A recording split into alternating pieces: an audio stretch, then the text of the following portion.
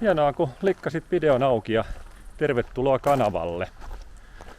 Mä oon Punkaharjulla ja tutkimuspuistossa. Ja mä oon käynyt täällä aikaisemminkin.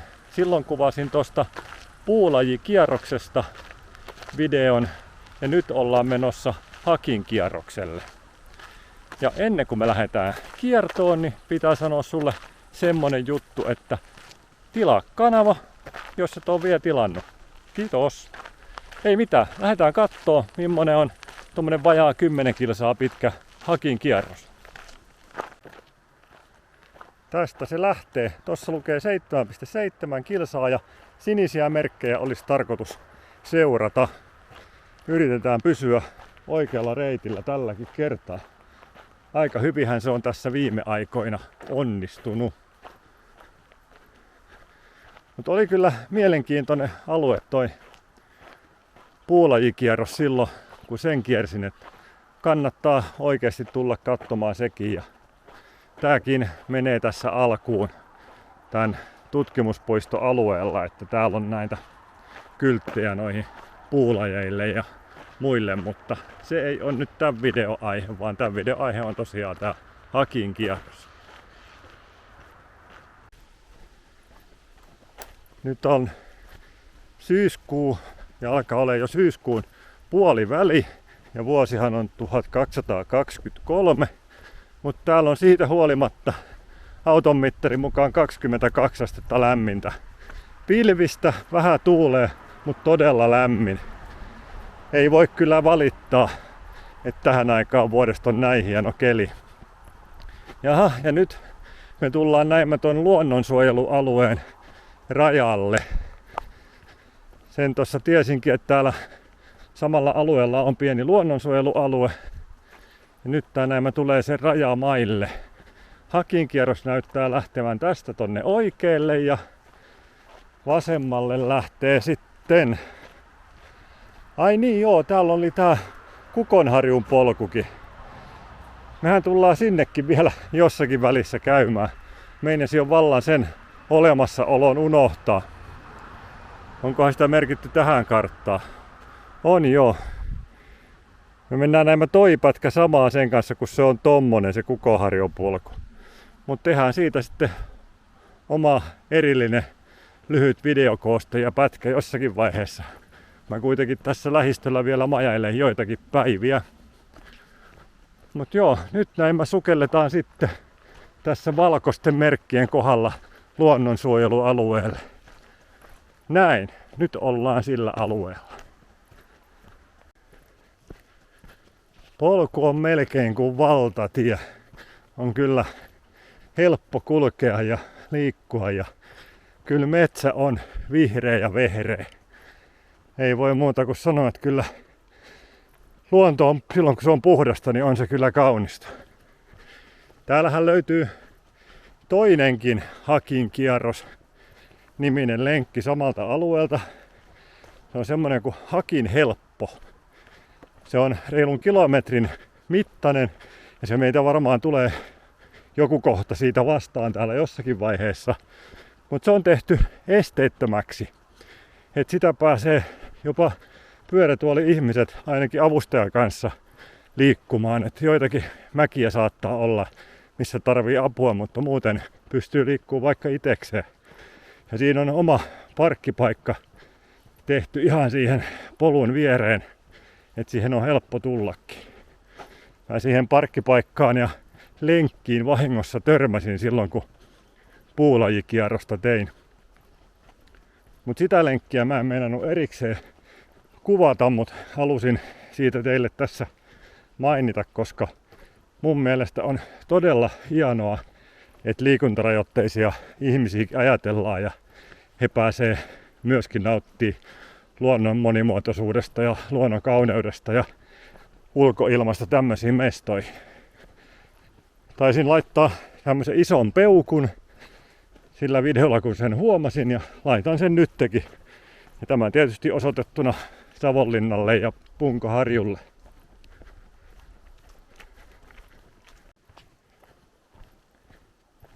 Tällä puolella tätä aluetta näyttää olevan jonkin verran mäkiäkin. Mä nousin tuossa pitkään äsken ylöspäin ja nyt näin mä mennään sitten reilusti alaspäin. Toki sehän on luonnonlaki, että jos yhdestä pisteestä lähdetään ja joskus noustaan, niin joskus pitää laskeakin. Jaha, nyt tullaankin tällaiseen todella kosteaan kohtaan. Jos tuo ylhäällä oli kuivaa kuin mikä, niin tässä ei kyllä sitten ole. Kyllä näkee, että se on luonnontilassa. Kyllä on rehevää ja risukkoista ja saniaista piisaa.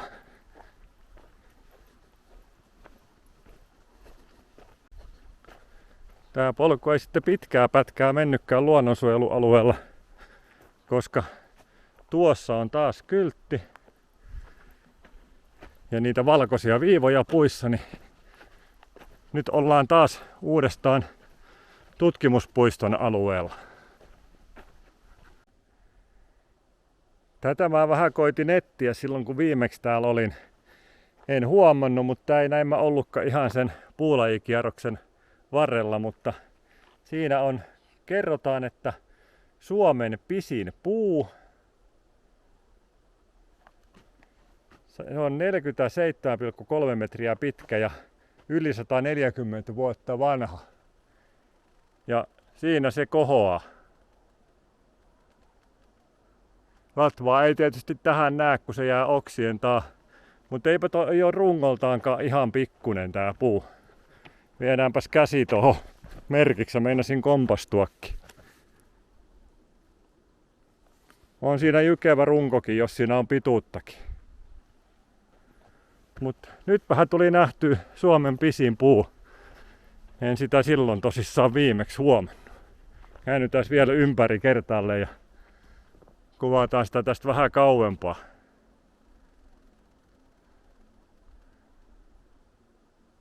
Ei nää vieruskaveritkaan paljon siitä jälkeen jää. Jos oli Suomen pisin puu iso, niin on se ollut aika iso toikin, mikä tosta on joskus kaatunut. Mielettömän kokoinen kanto tai mielettömän paksu kanto jäänyt siihen. Siellä sitä maatuu kaatunutta runkoa iso kasa tonne metsän pohjaan. Tällainen se luonto saa niinku itse pitää itsestään huolta. Vähän erinäköistä ja erilaista kuin tommonen hoidettu talousmetsä.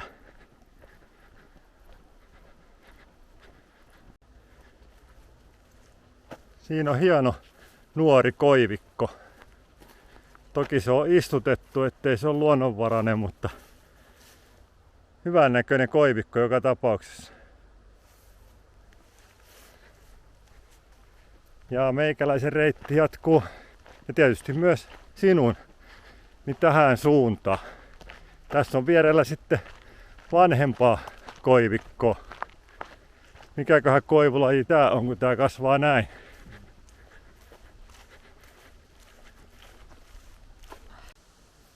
Siinä se vastaus tuli, mitä koivua toi on. Se on visakoivua. Suomen syntyinen visa. Niin siinä sanottiin. Ja nyt päästään ihailemaan järvimaisemaa. Siellä se suomalainen järvi hienona siintää puiden välistä. Täältä kun puuttuu täysin kaikki ihmisen aiheuttamat äänet, niin täällä kuuluu nytkin todella paljon heinäsirkkojen siritystä, lintujen viserrystä, perhosia lentelee aika paljon ja kaiken näköistä tällaista. Vaikka ollaan kuitenkin todella lähellä Punkaharjun keskustaa ja Punkaharju-Savonlinna välistä tietäkin, mutta täällä on niinku täysin rauhallista.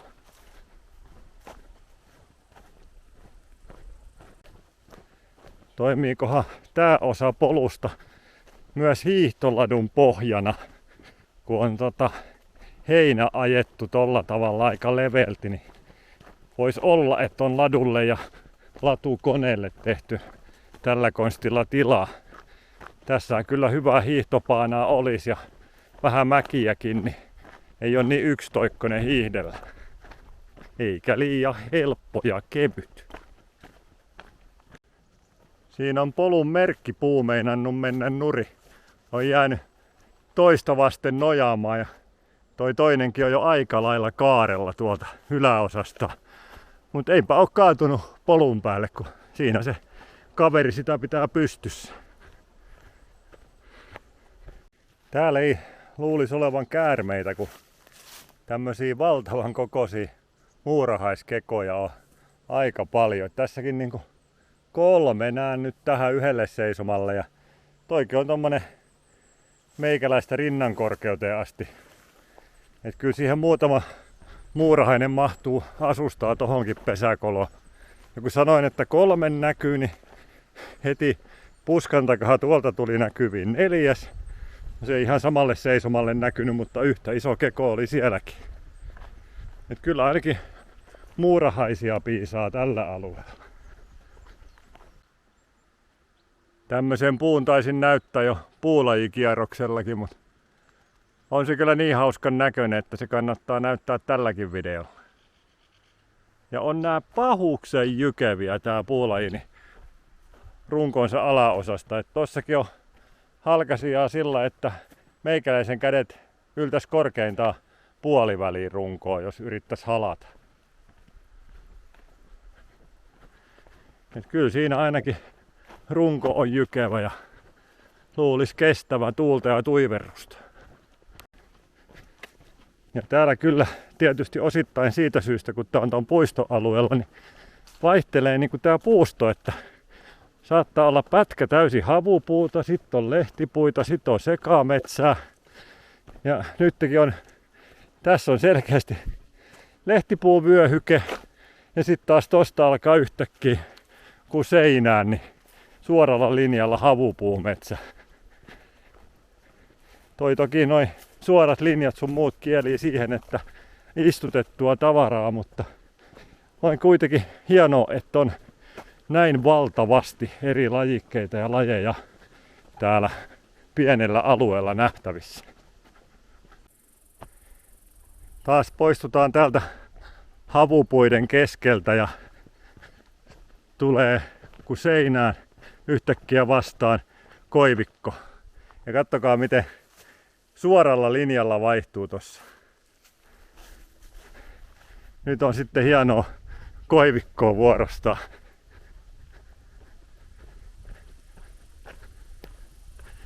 Siellä koivujen välistä näkyy järvi. Mainitsin tuossa aikaisemmin, että täällä on 2 hakinkierrosta.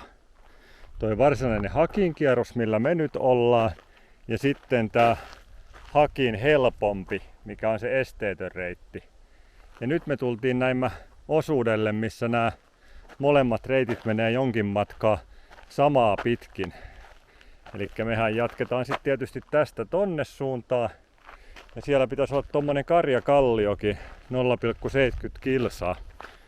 Ja jos muistan oikein lukeneeni, niin olisikohan siellä ollut myös laavu. Saatan muistaa väärin, mutta tämmönen pieni muistikuva on, että laavukin täältä pitäisi löytyä. Ja se oli muistaakseni ton nimisessä paikassa. Ehkä. Kohtahan me se nähdään. Mutta niin kuin huomaatte, niin tää esteetön reitti on todellakin tehty semmoiseksi pinnaltaan, että tässä pystyy menemään pyörätuolillakin helposti. Erikoista ääntä kuuluu metsästä, niin kuin olisi vaimea rummun paukutus. Mikäköhän eläin ton saa aikaiseksi? Yritetään katella hetken kuluttua lisää, löydetäänkö me sen aiheuttaja. Mutta nyt kun polku tuli näin lähelle rantaa, niin käydään kurkkaamassa ihan rannassakin. Jaha, täällä onkin jollakin soutuvenekin tässä.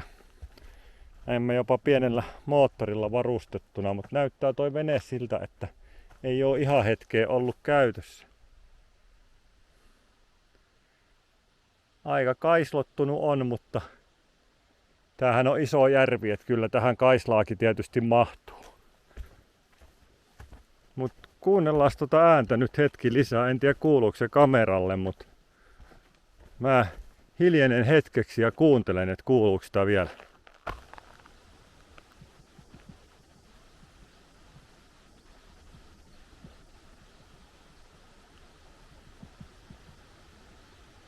Kyllä se kuuluu. Tuohon äskeiseen pätkään, minkä oli itse hiljaa, niin mä yritän editointivaiheessa lisätä siihen ääntä, niin äänen voimakkuutta, niin kuulette tekin, että mikä se ääni on. Koko ajan kuuluu. Tosta jostakin se edestä tulee, mutta mä en kyllä tiedä, mikä eläin ton pitää, mutta joku pöllö tai lintu tai muu vastaava se varmaan on, kun niin kuin yläviistosta se kuuluisi tuolta jostakin. On nimittäin tiheässä metsässä puuta tuolla. Mahdollisen laavun olemassaolosta teille höpisin tuossa hetki sitten. Niin täällä tulee nyt joku rakennus vastaan, missä on ainakin sahapukki. Ja pahuksen paljon näkyy polttopuita tuolta alta. Niin tää on ilmeisesti puuvaja. Aha. Ja se laavu on näinmä tuolla. Siellä on näinmä edessä muutama maastopolkupyörä. Eli siellä on ihmisiä ja savuakin nousee hormista. Mutta käydäänhän me siinä kurkkaamassa, mutta en tiedä minkä verran sitten voi siinä kuvailla. Mutta polttopuutta on kyllä reilusti ja harjureitit. Kartta löytyy ja matkat moneen paikkaan siitä. Kurkataan myös tänne rakennuksen toiselle puolelle, kun tänne kerta menee selkeä reitti. Aha, täällä taitaa olla WC-tila. Kyllä varmastikin joo. Sellainenhan täältä löytyy. Siistikuntoinen ja tilava WC. Vielä kun sais ovenkin. Käydään nyt sitten kurkkaamassa tota laavuakin. Ja millaisella paikalla se on tossa. Mut siinä tosiaan näyttää olevan maastopyöräilijät tullut taukoa pitämään. Niin en tiedä viittiikö heitä sitten kuvata.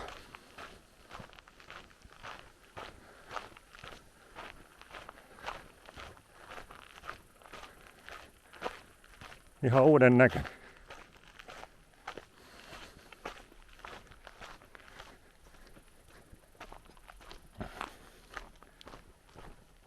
Hienolla paikallahan tää on. Siinä on ruokapöytää. Voi tulla tähän eväitä nauttia, kun saa ne ensin valmiiksi.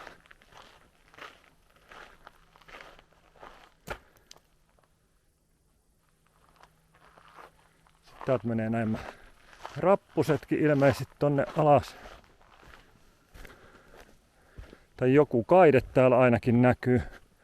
Ja ei olekaan sellainen. Täällä löytyy vissiin pätkä jotain vanhaa kaivausta. Vai onko täällä maakellari vai mitä täällä on?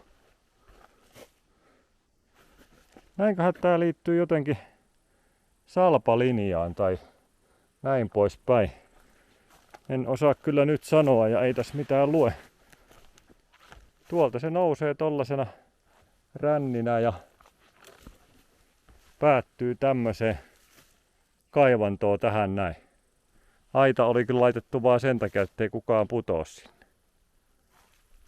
Mut kiivetään takaisin laavusuuntaan. Katsotaan sitä vaikka kauempaa täältä, niin ei ihmisiä tunnista, ketkä siinä on.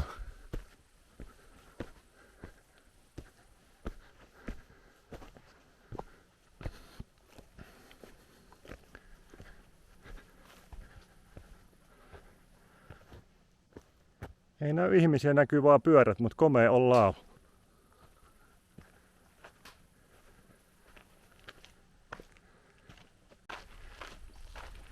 Kyllähän sieltä ihmisetkin laavusta löytyi. Siellä nuori pari vietti laatuaikaa.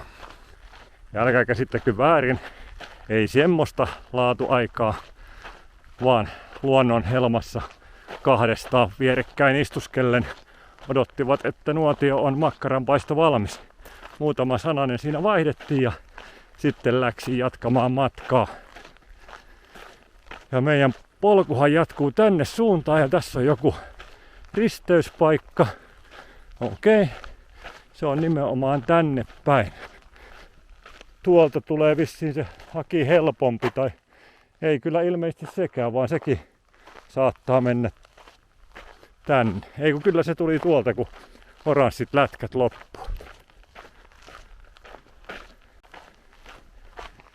Täältä löytyy kyllä paljon kaiken näköistä luontoaiheista opastetta ja kylttiä. Tossakin äsken oli luonto hoitaa kehoa. Tämmönen pieni info-läjäytyskyltti. Ja niissä on melkein aina QR-koodi, mitä kautta saa lisätietoa.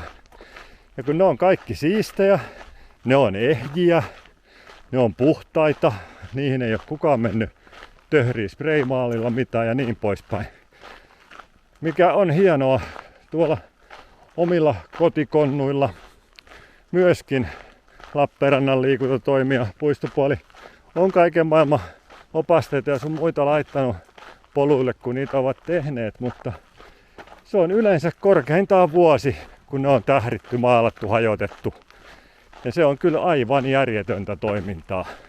Se on varmaan aika pieni porukka, mikä nykynuorista tekee, mutta se on vaan pirun tehokas porukka. Kyllä ne melkein kaiken saa särjettyä ja maalattua ja hajotettua.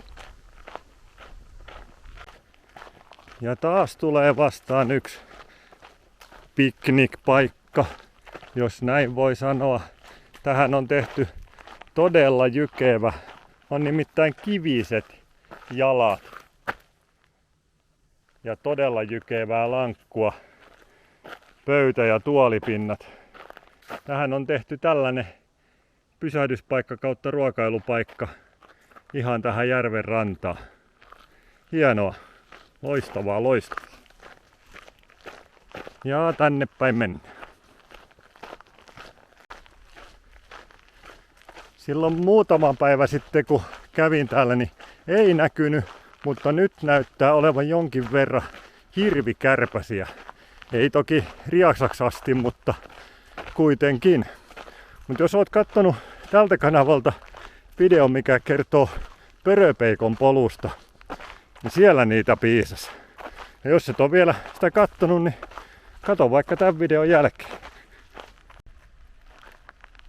Nyt tultiinkin näin kohdalle, missä tää Hakin kierros ja sitten toi puulajireitti menee jonkin matkaa samaa pitkin.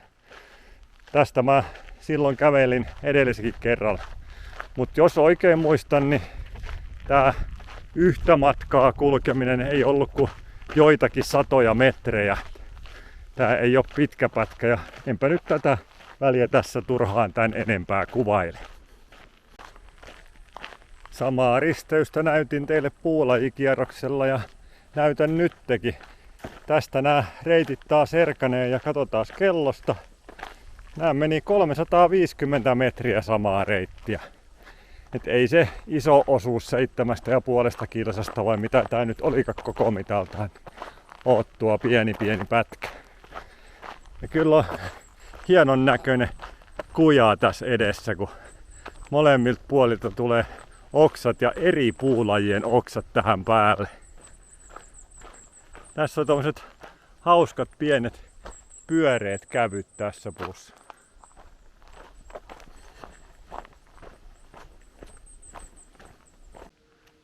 Poiketaan tässä muutama askel metsän puolelle. On nimittäin niin tiheätä kuusikkoa tossa, että tuolla alla ei kasva mitään. Sieltä on kuollut kaikki aluskasvillisuus. Siellä ei ole mitään muuta kuin mätäneviä lehtiä ja pari sientä. Mutta sieltä on ihan kaikki kuollut. Sitten kun otetaan tästä tänne kuusikon ulkopuolelle, niin täällä on taas heti vehreätä kuin mikä. Kyllä toi auringon valon puute, niin kyllä se tappaa ton pohjakasvillisuuden tehokkaasti. Jaha, nyt sitten reitti sukeltaakin ihan oikeasti metsäpolulle. Sinne se osoittaa tämän kokoiselle polulle. Tää on ollut melkein kokonaan tuommoista tiepohjaa tai oikein leveäksi tehtyä polkua tai latupohjaa. Mutta nyt tultiin tämmöiselle ihan todelliselle metsäpolulle. Mutta kyllä tää, vaikka tää ei polkua ole ollutkaan, niin kyllä tää on näkemisen arvoinen yhä edelleen tää mesta. Ja onhan tää luonto kaunista ja nämä puut erikoisia, niin kuin siitäkin katsotte. Ei tommosia ainakaan ihan joka metsässä vastaan tuu. Sielläkin on hieno.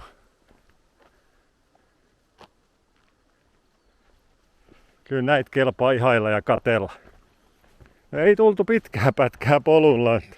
Nyt tultiin taas tämmöiselle ilmeisesti latupohja-uralle. Polkuosuus oli ehkä 100 metriä, jos sitäkään. Jos oli äsken ihan täysin kuivaa mäntymetsäpohjaa, niin eipä ottaa enää. Nyt ollaan saniaisten peittämällä alueella jälleen. Tai itse asiassa toi vasen puoli on. Ja sitten oikealla puolella on enemmän taas varpuja ja sen semmoista. Et kyllä täällä toi vaihtelee, jos vaihtelee puusto, niin kyllä vaihtelee toi aluskasvillisuuskin valtavasti.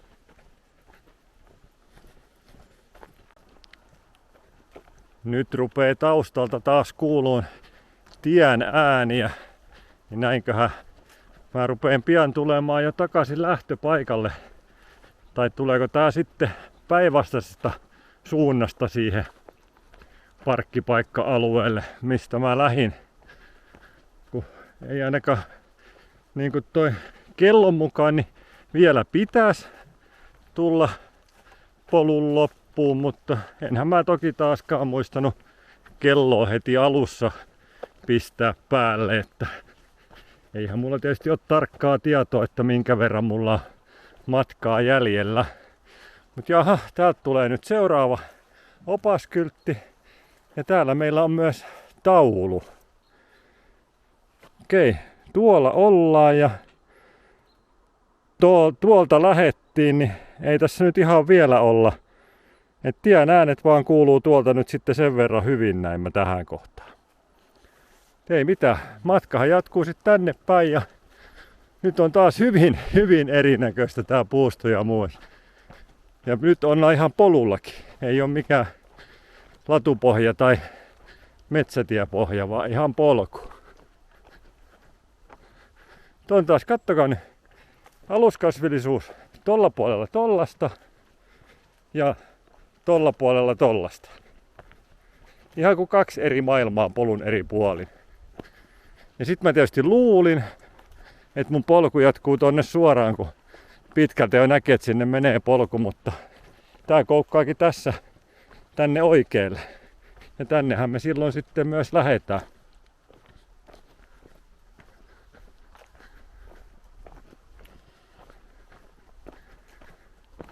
Aurinkokin tulee hienosti suoraan vastaan tuolta puiden lomasta.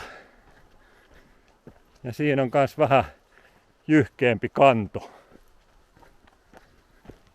Täällä on muutenkin jonkin verran näkyy tuulen kaatamaa, niin kuin tässä näkyy juuria pystyssä.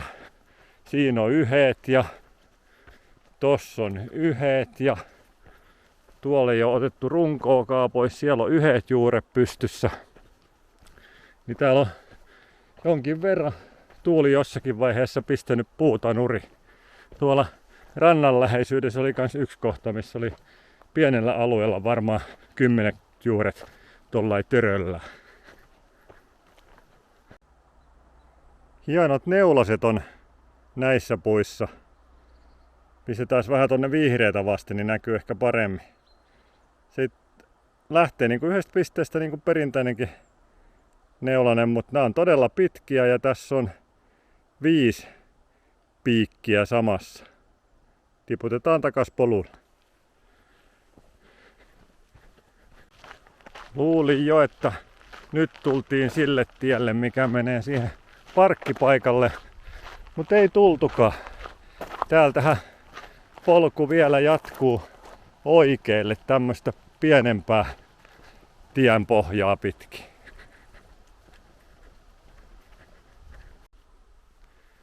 Kuule, herra tai rouva, koppakuoriainen vai kuka sä nyt ootkaan, niin sä oot vähän vaarallisella paikalla, siinä joku astuu sun päälle, niin kannattais hiukan siirtyä toinen reunemmalle. Meet tonne ojaa toiselle puolelle, niin ei kukaan hyppää päälle. Hyvä, nythän sä lähitkin liikenteeseen.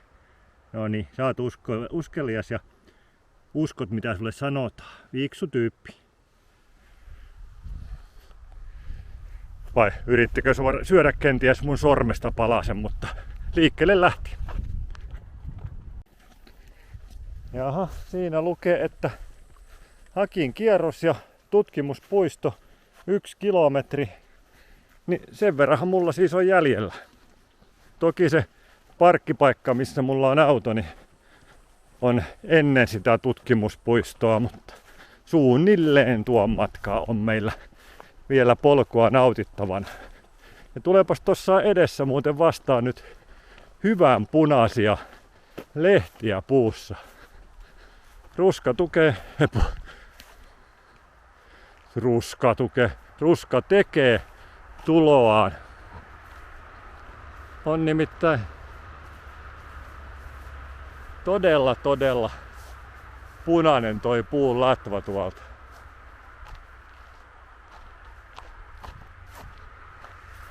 Hyvän näköistä. Ja sit se on pudottanut lehtiä myös aika paljon jo tänne maahan. Voi kun se on kesän loppupuolella näin mä ihan väkisin. Sellaisia. Onkohan tässä joku syöksyvirtaus tai joku joskus katkonut puita? Tässä on pienellä alueella lähes joka puu sillä lailla, että ne on tuosta noin 5-6 metrin korkeudelta mennyt poikki ja haarautunut sen jälkeen useammaksi. Tonne kun katsoo semmoista suikaletta tonne metsään, niin järjestään käytännössä jokainen puu tällä alueella. Tästä sitten 10 metriä oikealle niin ei oo. Ja sitten taas tää loppuu oikeastaan 15 metriä tästä tänne päin, niin sitten taas ei oo tollain poikki. Mut tuonne kun katsoo, niin käytännössä järjestään kaikki on samalta korkeudelta haaraantuu. Muutamaa lukuun ottamatta. Vielä tultiin ainakin kertalleen ihan tämmöiselle kapealle polulle ja nytkö me sukelletaan sitten tommosen tiheän synkän metsän syleilyyn. Joo, sinnehän tää polku näyttää tosta menevä. Tonne ei varmaan paljon auringonvalo alas pääse. No tää itse polku näyttää täällä sitten menevän taas tämmösenä leveämpänä metsäautotien tapaisena. Hirvikärpänen on siinä. Niin tämmösenä. Mut kyllähän tää näkee, että tänne ei liikaa ole auringonvalo päässyt. Vaikka pohjakasvillisuutta jonkin verran on, niin puissa ei ole kyllä alhaalla oksia yhtään. On kyllä hienon näköinen metsä tämäkin. Tuolla on jotain vaaleita merkintöjä kauheasti puissa. Jotain, ne on numeroitu noita puita. Siinä on 6 kakkosta, 1, 5 vitosta, 5 kutosta, 6 kutonen näkyy tähän. Joo. En tiedä mikä heidän merkitys on. Jotenkin se liittyy tuohon tutkimussysteemiin tietysti. Ja meidän polkukin näin lähtee näitä numeroituja puita kohden. Siinä on 10. Tää on näin tosi monta puuta numeroitu tässä pienellä alueella. Olisi mielenkiintoista tietää, miten ne seuraa noista puista sitten. Siinä on 5, 8. Mutta jotainhan niistä tarkkaillaan ja seurataan. Ei tääkään polku koko ajan leveätä paanaa oo. Niin kuin huomaatte, niin tässä on jo suht kapeeta ja oksat raapii kylkiä koko ajan. Mutta tästä se merkintöjen mukaan meni se polku, niin tästähän mennään mekin sitten. Ja kyllä tuolla todiste on. Oikealla linjalla ollaan, sininen täplä.